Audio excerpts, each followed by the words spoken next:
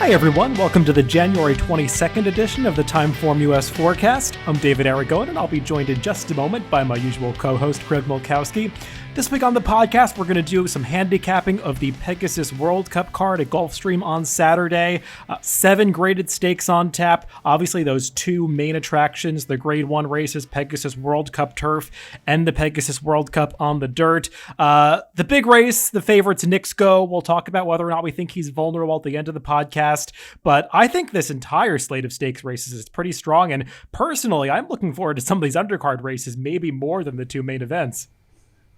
Yeah, I think it's a really good day for bettors, which in the end is why most people who follow horse racing do so, and what we talk about on the forecast, betting these races. And I'm looking forward to Saturday. It's the first really kind of super card we've had in a while. I guess the Lecomte was a mini version, but I think this one's even a little bit better than that. So I'm really looking forward to Saturday at Gulfstream Park.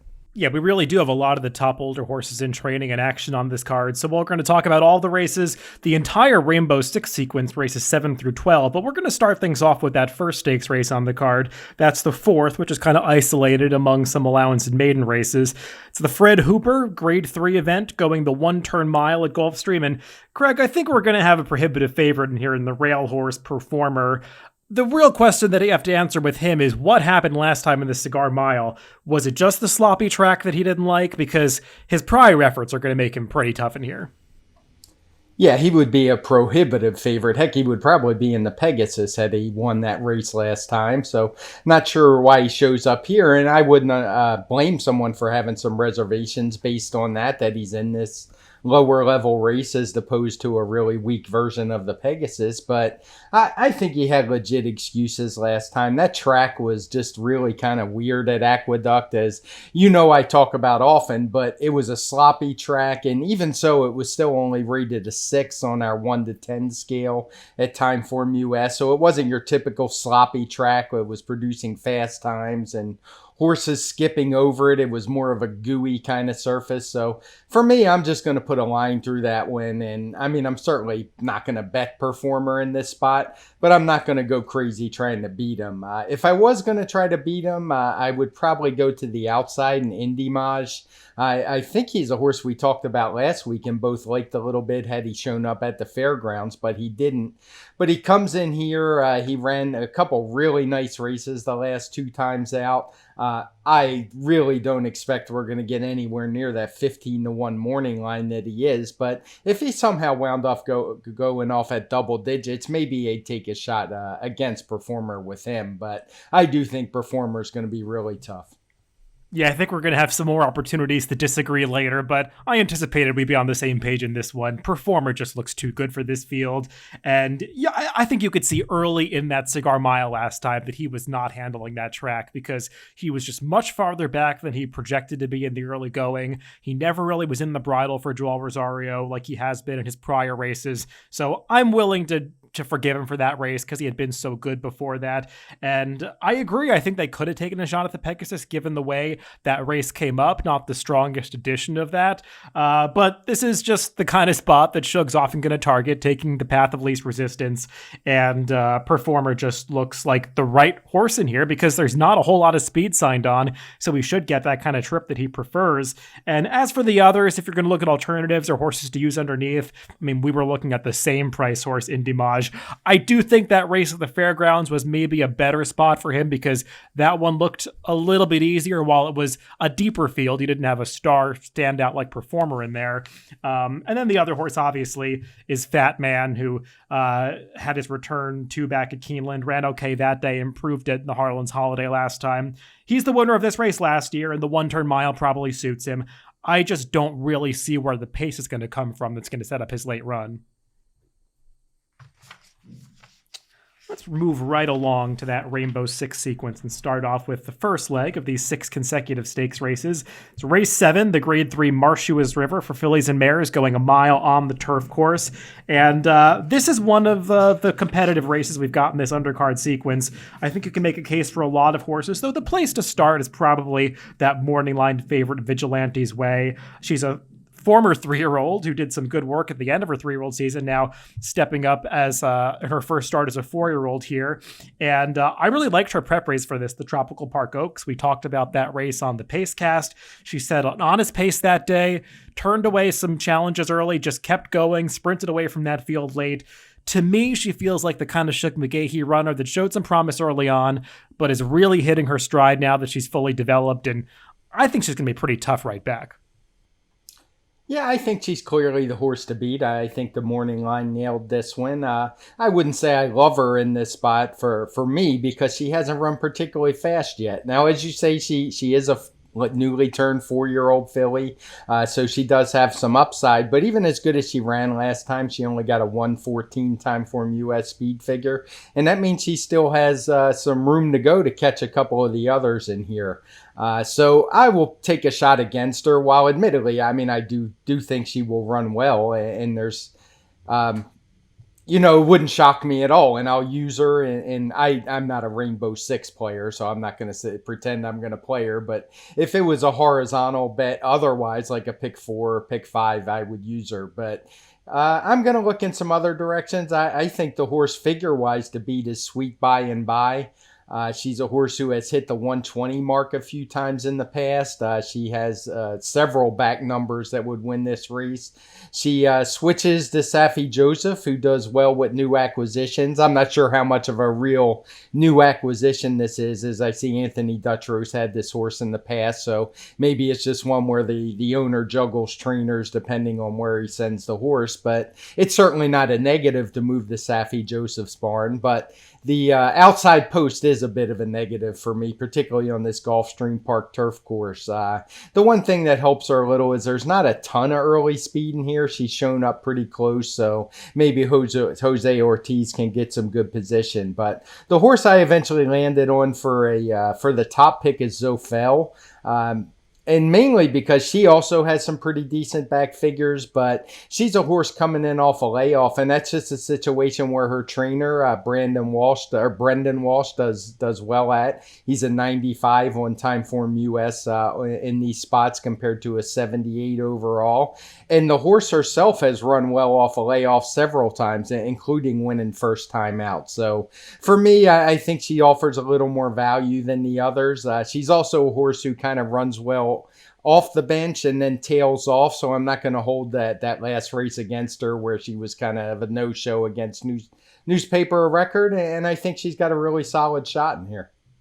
Yeah, we have the same 3 horses to talk about, I think. They're my top 3 picks, just in a different order. Sweet By and By, I hear all your points. She's got those fast speed figures coming in, and I've been a big fan of this horse in the past. I am bothered by her last race. I don't know what happened that day. She looked like she was getting a great trip in that Athenia at Belmont, and she just backed up badly in the stretch with really no apparent excuse. She's had a little time off since that race, and as you said, now she's showing up in the Saffie Joseph barn. I agree with you. I think that's just a function of the fact that Tony Duttro doesn't really have a string of horses in Florida, and she has moved around the different trainers in the past. Saffie Joseph does well off the claim.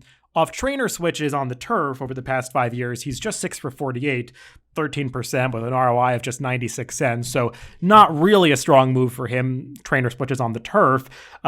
She definitely can win this race. She's the classiest horse in here. I just wonder what kind of price she's going to be off that trainer switch, and if she can recover from that poor performance last time. Zofel makes plenty of sense too. She's got to get a little pace to close into, and I think it's unclear how fast the pace is going to be because the pace projector does show a horse clearly in front early, but I'm not sure that I quite buy that. I think there are a few different horses that could go. Obviously, Vigilante's Way is preferred to be forwardly placed in recent starts. Evil Lynn, who the pace projector shows in front, she's quick, but even horses like Belle Laura, Our Baby Ruth, they all can be close to the pace, and even Sweet By and By has tactical speed. So I think it remains to be seen. It looks like a bit of a rider's race. But Zofel should get at least an honest pace to close into, and I'm not going to hold that just a game against her last time. She has plenty of prior efforts that put her in the mix here, and Brendan Walsh, he can get one ready off a layoff, as you said. So they look like the right 3 to me, and I just give the slight preference to Vigilante's Way because I feel like she's the one who is so clearly moving in the right direction. I don't love the prospect of taking a favorite in a competitive race like this. I just think she's pretty good. Moving on to the next race in this sequence, staying on the turf with the fillies and mares, just stretching out in distance in the La Prevoyante, going 1.5 miles on the turf, grade 3 event. And we've got a lot of fillies who are stretching out to this distance for the first time, or for the first time in a while. We don't have too many confirmed marathon types in this race. And one of the horses who had just tried this distance once before and is stretching out to it again is the likely favorite on the rail, Always Shopping. We had talked about the Via Borghese on this podcast before it was run a few weeks ago, and I was not a big fan of this horse. I didn't like that many of her prior races. I thought she had faced a weak field when she tried this distance previously in the Dowager, but she kind of proved me wrong because she did take a big step forward and won pretty impressively to take that Via Borghese, going the mile and 3/16. She's stretching back out in distance here. I think this is a much tougher field, but I don't want to be as hard on her as I was last time because it does seem like Todd Pletcher really does have her moving in the right direction. Yeah, he does, and he's certainly been winning a ton of races at Gulfstream. She ran her best figure ever, a 121 last time. A big upgrade on that because of the really slow pace, which, I hate to say she overcame it because to me, she got a perfect trip. I mean, she sat third off a slow pace, not a whole lot of pressure, just by herself, and beat some horses that, frankly, she probably should have beat based on the field coming in. So I'm not sure what to make of that last race, but like you, I don't hate her in this spot, but I don't love her either. Like I said, I think that was a pretty easy trip that day. And I still kind of think she's a horse who wants to be up close, and now she's trying 1.5 miles again. And there's definitely some more speed in here. The TimeformUS pace projector thinks it's a race that's going to be a fast-paced contest, and I just think things are going to be tougher for her. So for that reason, I'm going to try to beat her with a horse that comes out of her last race. That's Cap de Cruz. She was one who was making a big run from much further back into that slow pace. She kind of got body slammed by the horse that eventually finished just in front of her in second, Great Island. That one was later DQ'd for that. But what impressed me with her was she completely lost all her momentum there, but she was able to gather it back up, get running again, and was really flying again at the finish. And I think she's going to appreciate this 1.5 miles distance in the form she's in now, and I prefer her slightly to the morning line favorite. Yeah, we're on a different page here. I don't know. I know we gave that Via Borghese a giant speed figure. I'm not really buying it. I thought that was a very weak race coming in, and I just don't expect any of these horses to run back to the numbers they got there. That's just my personal opinion. I just think it's a weak race, and there are a lot of horses coming out of much tougher spots in here. Always Shopping's improved, and she would be the Pletcher horse that I want if I wanted any of them. I just think that this is a much sterner class test for her. The horses that I think have a class edge in here are the number 5, Lovely Lucky, who I don't know if we're going to get 10-1 on her, but I think she makes a lot of sense. Just she's stepping out of some grade 1 and grade 2 company. I mean, she ran pretty well in that Glens Falls 2 back behind some horses that I think are just better than what she's facing here. Civil Union and My Sister Nat. They both went on to compete in the Breeders' Cup Filly and Mare Turf, and Civil Union actually ran really well in that race. She was 5th by less than 2 lengths behind Daria and Rushing Fall. So, I mean, that form stacks up really well for Lovely Lucky. And I know she didn't run as well last time in the Flower Bowl, but they tried some different tactics that day, setting the pace. I'm not really sure that's what she wants to do. She's going to love this at a distance from my perspective. She just looks like the kind of horse that wants to run all day, and she should get a good stalking trip here. So I think Lovely Lucky makes a ton of sense. And the other horse that I want to use at a big price is the number 2, Sister Hanan. She's one who's stretching out to this distance for the first time, and I don't know if she's going to handle it. It's a little bit of a guess because her pedigree, it doesn't scream route the way that Lovely Lucky's does. But I just like Sister Hanan's races. She tried Graded Stakes Company once before in the Honey Fox last year before the layoff. And I thought she ran really well that day. Get Mother of Rose got a perfect trip, and Silver Kitten, who was second, had everything her own way up towards the front end. I really liked the late run Sister Hanan put in there.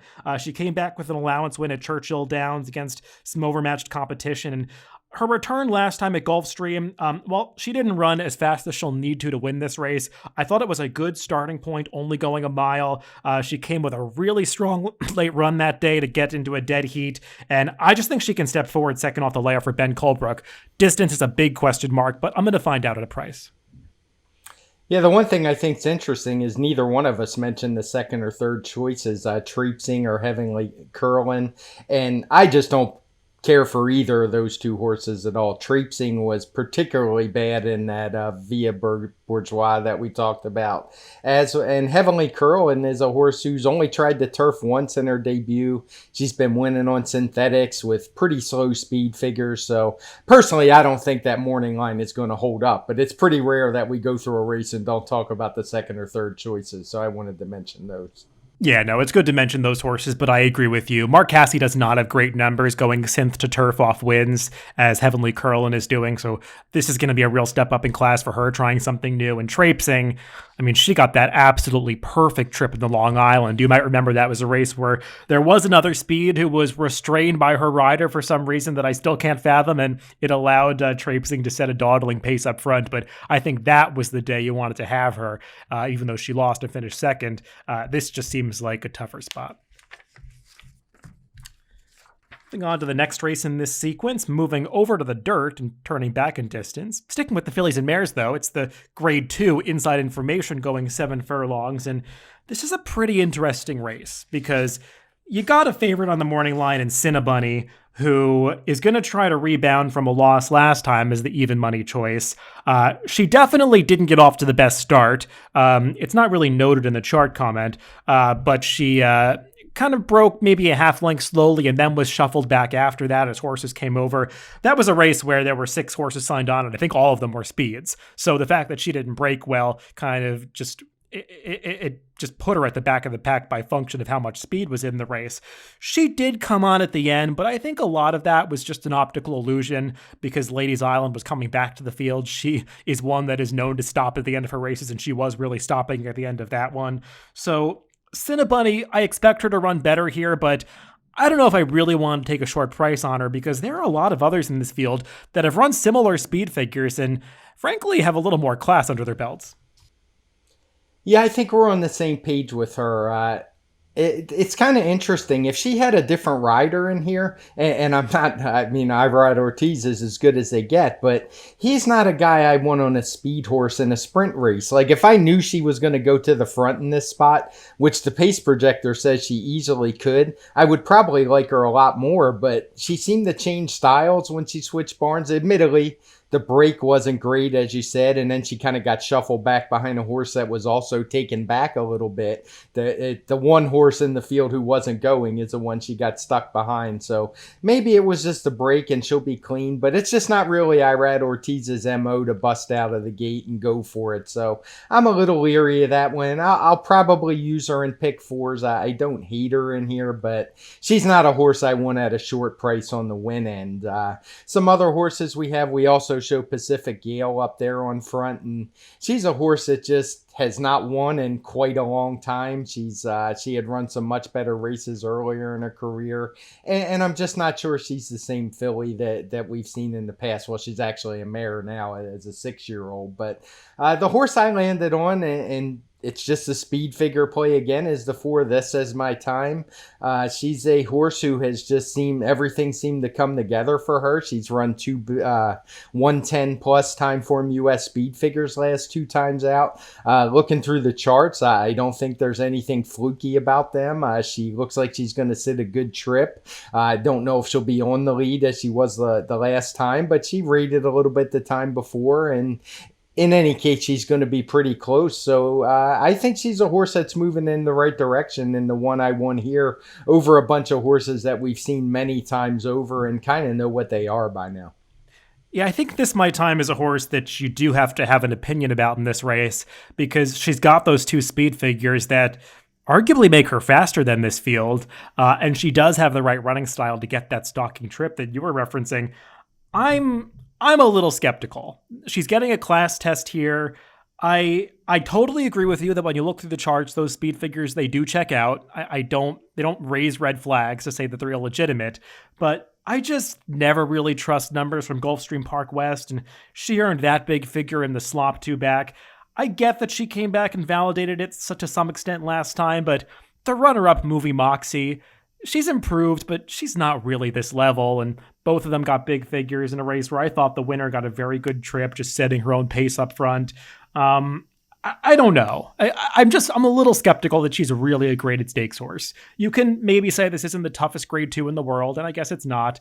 But I want to see her do it against list level competition if she's going to be a shortish price. So I wanted to go in a different direction and just look for some other horses in here. If this race was a mile, I would have gone to the number 1 Dream Marie, because I think that she's maybe the classiest horse in here. She's faced some competition that's just better than these. I mean, she actually ran pretty well behind Latruska last time, and Latruska, I don't know why she's not in this race, because I think 7 furlongs would be perfect for her. And she'd be a very short price if she were. But Dream Marie's run a number of speed figures to make her competitive here. I think the big question with her, though, is the pace, because there's not a ton of it in here, and she's one that is going to be outrun early going the 7 furlong distance. So I just don't quite trust her to get the right trip. I want to get more creative in here, and there's a horse in here that I think is going to get a little ignored, who I believe has some back races that can win this, and that's the number 5, Piedi Bianchi. They've tried a bunch of different things with her recently, and I think it kind of muddies up her form a little bit in sprinting on the dirt, because while she's okay on the turf, and I even thought she was somewhat interesting in that My Charmer last time on the turf, I think that she's run her most consistently good races sprinting on the dirt. And if you kind of parse through her form, she's actually done very well recently. She just hasn't always had the right setups or been in the right situations. And her recent dirt sprints, they did come at Indiana Grand against Indiana Breds. But if you go back and look at those races, they're actually okay. She earned some decent speed figures in them. And that horse that she was running against at Indiana Grand, Crunch, that's a really good horse. She's a sprinter who I think has sprinted on dirt 8 times now, and the only time that she's lost sprinting on dirt was in that loss to Piedi Bianchi back in September of last year. And if you go even further back in Piedi Bianchi's form, I mean, she's got that good speed figure from Aqueduct back in early 2020, I should say. And even as a 2-year-old, while she hasn't run 7 furlongs in a very long time, I think it's the perfect distance for her. I mean, her one performance at this distance was a runner-up finish in the Del Mar Debutante, a grade 1 as a 2-year-old. So I just think that, they've tried so many things with her. She's run at so many different circuits. It's hard to know where she really stacks up from a class standpoint, but I think she fits here, and she's going to be a price. So I'll take a shot with her.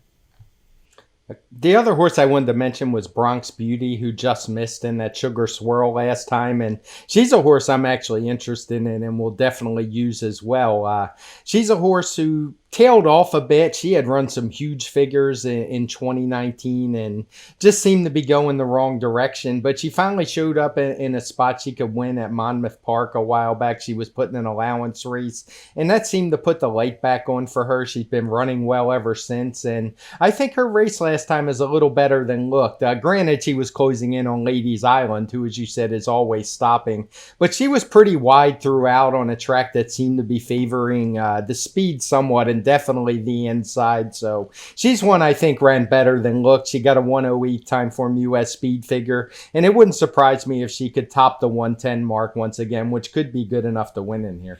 It's not to spend too much time on this race, but we do agree about our assessments of the Sugar Swirl, and I think you make some good points about Bronx Beauty. It's just, I don't want the horses out of that race. I mean, Ladies Island was stopping at the end, like she was just begging somebody to pass her, and none of them could do it. And maybe that was somewhat a function of the track and the way it was playing, but I just feel like a lot of horses didn't show up in that race, and I wanted some new faces. So hopefully there'll be prices. We'll see.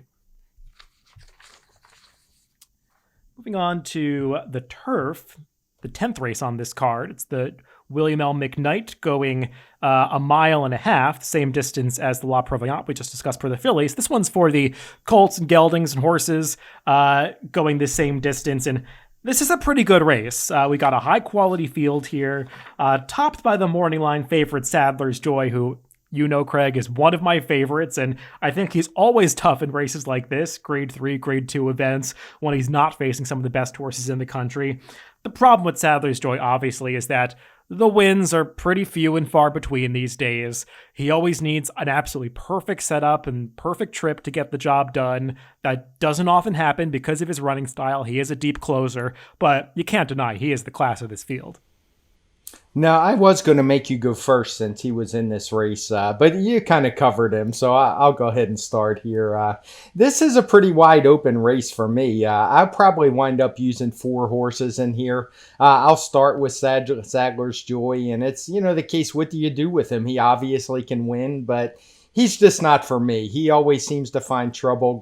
The Gulfstream Turf course is one that, I mean, you've almost had to be up front no matter where the rail's set at and how much run up there is. You have to have at least some speed for the most part. So he's probably going to be a bit of an underlay. I wouldn't want to get knocked out of a pick 4 or pick 5 because I didn't use him, though. So I'll use him defensively in there. Boswell is a horse who's interesting, I think. This is his first crack at 1.5 miles. He's won at 1.25 miles before.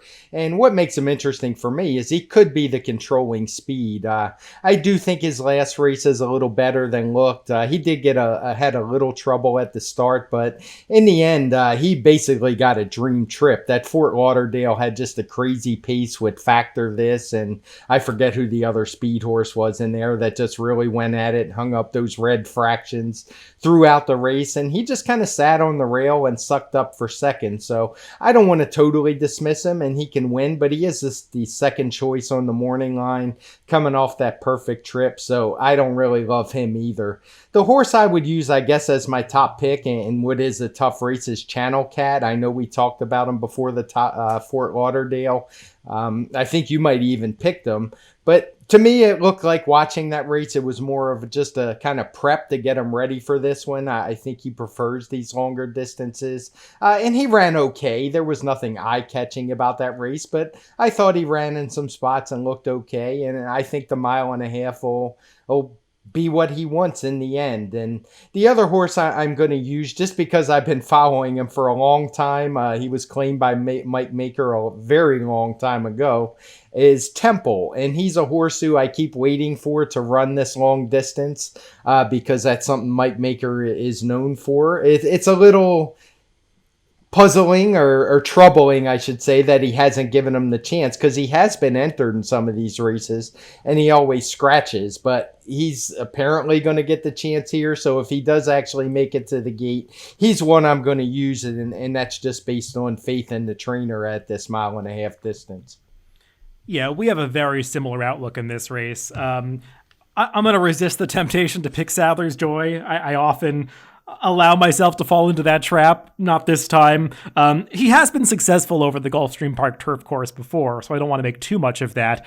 He does like this 3-turn configuration, it seems. It just seems like he gets into a better rhythm in those races. While I liked the rider switch to Joao Rosario last time, I wasn't in love with the actual ride Joao Rosario gave him in that Red Smith, because he just kept this horse so far back. And I mean, he still had him 15 lengths back at the quarter pole, and there was just no way he was going to be successful in that race. I mean, he was really running at the end, and I mean, it's kind of funny when you look at the Timeform US pace figure line for that race. It's very rare to see all red color-coded speed figures, and then a horse that jump up 8 points from the stretch call pace figure to the final time pace figure. Even in a red situation, it's just rare to see a horse do that on the turf. So he was really flying at the end of that race, just didn't get the right setup or time the move correctly, and that's always the danger with him, not timing that move correctly. Jose Ortiz is going to get a crack at it this time. I'm just a little skeptical if he's going to be the favorite, that I want to rely on him. And we landed on the same horse, I think, that we're most interested in, that being the number 11 Channel Cat. As you said, I thought he was somewhat interesting last time in that Fort Lauderdale. At the end of the day, like you said, that was probably more of a prep, and 1.125 miles is just a little bit short of his best distance. He's done well going these longer trips in the past, so I like him stretching out. These trainer switches to Jack Sisterson, they don't always work first time off the switch, but they generally pan out pretty well after these horses spend a little time in this barn. So I think we're going to see a good effort out of him, even though he's coming out of the strong Todd Pletcher stable. I like the way that he's training into this race, watching some of his works at Palm Meadows. So I just think he makes a lot of sense. The one thing I'll say about him is the point you make about the pace is a good one, because Doswell could be pretty loose up front here if they allow him to go from the rail, and there's just not a whole lot of speed in this race. And Channel Cat at one point in his career did have plenty of tactical speed, and they've kind of just reined him off the pace in some of his recent starts. I wish they would ride him a little more forward here. I don't have confidence they'll do it, but I think he'd be well served if they try try to use some of that tactical speed he has, because I don't think you want to be coming from too far back in this race. The one other horse that I'd mention, in addition to those horses as well as Doswell, is the number 6 Sir Sahib. I originally was thinking that some of those Woodbine races weren't that strong, but we've seen horses come out of them to do quite well in Southern California in some pretty tough spots, like Count Again and Say the Word, who won each of his last 2 races. Maybe the barn changes that those horses got really worked for them, but I think some of those Woodbine races maybe have been stronger than I originally thought, and Sir Sahib just seems like a horse that's really finding his form. So he's another closer in this race, and maybe they're not going to get the right kind of trips, but I wouldn't want to discount him in the form that he's in. Now let's move right into those 2 main events, the 2 Pegasus races, beginning with the 11th, the Pegasus World Cup Turf, going 1 mile and 3/16. And Craig, I don't know about you. You could argue that there is maybe a better star horse in the Pegasus Dirt race, but from a handicapping standpoint, I prefer this race. I just think there's so much to talk about. You can make a case for so many horses. The morning line favorite, Colonel Liam, he's definitely an exciting horse who's improving, but he's by no means a standout in this race, and I just think there are a lot of contenders to consider. There are. You could go any number of directions in here. It's a grade 1 race, of course, but we only give it a race rating of 123. And that's just because there's not a lot of horses who are proven grade 1 stars in here. Maybe we'll get one coming out of this. I think you could have said the same thing about Bricks and Mortar a couple years ago. He didn't really have that pedigree, or I don't want to say pedigree. He didn't have that race record to jump out at you that he was going to wind up being a future horse of the year, but he showed up, and maybe we'll get something like that in here. And I do think you have to start with Colonel Liam. He's a horse who just turned 4, and when you watch his races, he's just done very little wrong. He did lose the domestic spending at Saratoga in that Saratoga Derby. He had kind of a tough trip that day, and he was beaten less than a length. So I thought he ran really well, and I'm probably going to go with him as my top pick in here. I just think there's a lot more in the tank. I mean, I'm not sure how much I'm going to bet on him. He's 7-2 on the morning line. If he winds up going off 2-1 or something like that, I doubt I'd even have $1 on him. But I think of all the horses in here, he's by far the most exciting prospect. From a value perspective, I'm probably going to land on another Twist of Fate. I don't think his race in that San Gabriel last time was any fluke at all. I thought he's come back really, really well for Peter Miller. I thought both his last 2 races were good. We talked about his trip in the Seabiscuit, both on the forecast and the pacecast. I think we have, and just a horse I really like, and as a 5-year-old, I think he's really coming into his own, and I don't think that 125 was any kind of fluke last time, and I think he can run well here. So he's going to offer a much better price, I think, than Colonel Liam, and more likely to give value. So I guess I should rephrase that. As my top betting pick, it would be another Twist of Fate. But I am looking forward to seeing Colonel Liam run. There are some others I'll talk about, but I'll let you go first and see what your thoughts are. No, I think you put it well by saying that Colonel Liam's the most exciting horse in this race. It's just a matter of whether you want to bet him here, because it does feel like he's going to be a pretty short price with all that upside and with Irad Ortiz riding. When we talked about his Tropical Park Derby on the Pacecast last time, I know we were both so impressed by the performance, and I was kind of thinking, oh, he's going to be a horse that's so tough in the Pegasus after this, but I kind of wasn't realizing how tough this race was going to come up, because I think this is a much deeper field than the dirt race. There are a lot of horses that have claims to win a race like this, and Colonel Liam, while he's shown some potential and he's been impressive in his races, he's never faced a field like this. And he will have to step up and run the best race of his life to beat this field. And I think you always want to be careful when you're taking a horse like that who does have to improve to win at a short price. So it's always wise to look for a little more value in that situation. I think that's what you're alluding to in talking about another Twist of Fate. Personally, I think another Twist of Fate is the most likely winner. I think he's supposed to be favored in this race, and he's not going to be. So that's just a horse that I have to pick. We're on the same page about his last race, the San Gabriel. He looked great that day.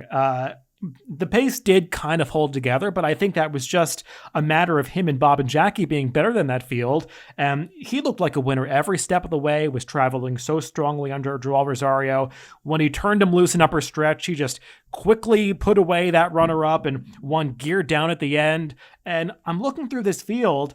I know there are 12 horses signed on, but there's not that much speed in here. I mean, I guess Storm the Court's going to go from the inside, but outside of him and Another Twist of Fate, you got a lot of mid-pack runners and closers, and I don't think they're going to be moving that fast up front, so I'm a little bit concerned about some horses that'll have to come from farther back in the pack, and it just feels like Another Twist of Fate is going to get the right trip and be tough.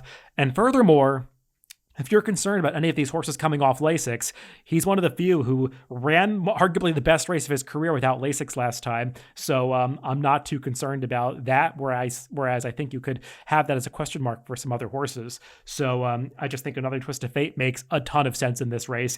And I'd also be interested in the other horse coming in from California, the number 11, Say the Word.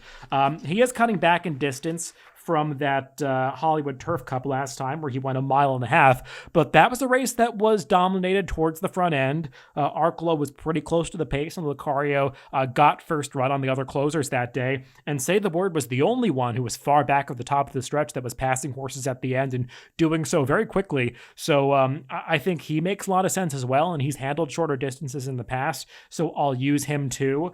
And then once you get past those two and Colonel Liam, I think you're looking at some bigger prices. I do think this is a race where you want to look at some horses that could inject value, if not to win, but even into exotics. One horse for me that's somewhat interesting in that vein is the number 7 Aquaphobia for Mike Maker. I know that he ran his best race going 1 3/8 miles in the United Nations when they first stretched him out, but I think a big component of that was just the fact that he got a perfect trip that day.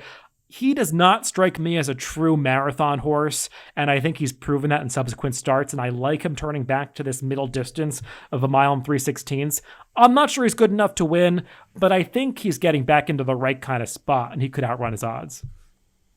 Yeah, we actually landed on the same 2 other horses as well. I don't know if that's a good thing or a bad thing.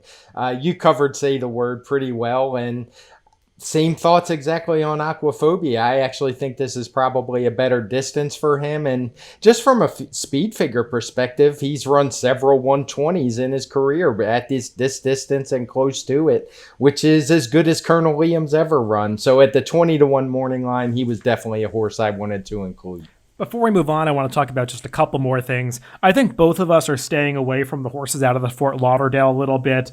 Largent is the second choice on the morning line. I don't know if that'll hold up. 2 Todd Pletcher horses taking that much money. I just didn't think that the Fort Lauderdale was the toughest race. A lot of horses didn't show up in there. There was a pace that completely fell apart, and Largent, to me, just got a perfect trip in there. So I kind of need to see it again from him because his prior form doesn't really suggest he's this good. And before I get your take on that, I want to mention one more horse that I want to include underneath, who I just have a thing for, is Pixelate, the number 10. I don't know if he's this good. It's probably asking a little much from him in his 4-year-old debut, but Pixelate is a horse that is dirtied up from last year. He's got some tough trips under his belt, like in the Belmont Derby and that Bryan Station. He's got to run a speed figure that he's never run before to even hit the board here. But he's one like Aquaphobia that I want to use underneath. Yeah, I'll hit both of those real quick. Pixelate, he's the kind of horse, if you're looking for a horse to improve, that's what you want, because he's a newly turned 4-year-old. And I know I talk about this often on dirt races, but, where horses are going to get better as they get older. But I think with turf horses, it's even a little more delayed. I'm not sure exactly why the reason is, but you'll see the horses improving more as they're 4 and late into the 4-year-old season and even the 5-year-old season. I don't know if it's because they're not all out the whole race and it's kind of more of a confined run that they don't improve as quick, but it wouldn't surprise me for a horse like him, and I suspect he will improve and he'll probably run even bigger figures as time goes on this year if he stays healthy. As for Largent, he was the one horse I had a negative note on to make on the show. And it's just, I don't care for him at all. He had an absolute dream trip last time. And a dream trip is fine. Maybe he would get another one. But for me, he just didn't run fast with that dream trip. He only got a 119 TimeformUS speed figure, which means he'd probably still need to improve 4 or 5 points. And for me, it's kind of hard to see that happening. Moving on to the final race at Gulfstream on Saturday, the final race we're going to talk about on this podcast, the main attraction, the $3 million Grade 1 Pegasus World Cup Invitational, going 1.1 miles on the main track. And Craig, I'll let you start this one off because the conversation does have to begin with Nick's go and the pace of this race and how beatable you think this horse is, because I anticipate he's going to be a pretty short price, probably much lower than that 5-2 morning line. And just what do you do with a horse like this who's stretching out to the 1.1 miles distance for the first time? Yeah, I'm not going to try to beat Nick's go in this spot. It's one I'm probably going to watch as a fan. But, I mean, at the end of the day, I make speed figures. This horse is coming in off a 131 and a 130 the last 2 times out. And the rest of the field can barely crack the 120 mark on their best day. I know he's going another furlong over that, but keep in mind that Keeneland run-up is very, very long, so he probably was running closer to 1 1/16 mile than he was to 1 mile. And the way he finished off that race, I mean, it's hard to imagine another half a furlong was going to make any difference at all. And, I mean, he's the horse normally I would like to try to beat, but I just don't see a lot of viable options in here. I mean, Code of Honor has, if there's one horse who has run races in the past who could maybe hang with him, he would be the one. But, I mean, he was just okay last time. I guess he had some small excuses there. He was kind of in traffic, but he just hasn't looked like the same horse that won the Travers at any point during his 4-year-old season. So I think if you're thinking he's going to suddenly return to that 3-year-old form at 5, it's just kind of a leap of faith.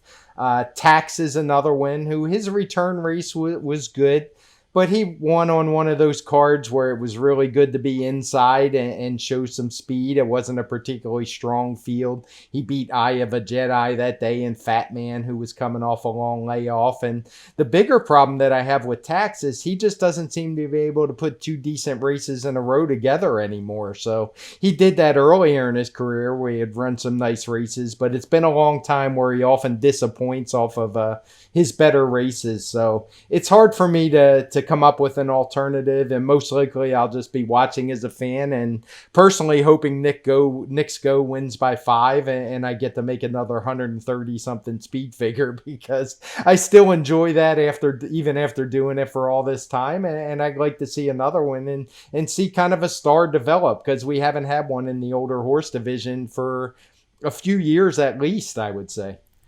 Yeah, sometimes with these top-level races, they can be really fun to handicap, and some of them can be really frustrating to handicap. And I found this one to fall into the latter category, not just because it isn't the strongest Pegasus World Cup that we've seen, and I don't think that's an exaggeration to say that, but also because I came into the race kind of thinking, I don't love Nick's go, and I want to really latch on to an alternative in this race, and I just had so much trouble finding one. I mean, you kind of talked about the positive aspects of Nick's go, and he's got that speed figure edge. He's been in such great form, going out for the Brad Cox barn. He's likely to hold his form. The distance is a bit of a question, but I don't want to make too much of it. He's gotten good trips in his races. I mean, he did set a very fast pace in the Breeders' Cup Dirt Mile last time, but I think you wanted to be forwardly placed in a race like that, and he got that kind of trip that he needed after breaking so well.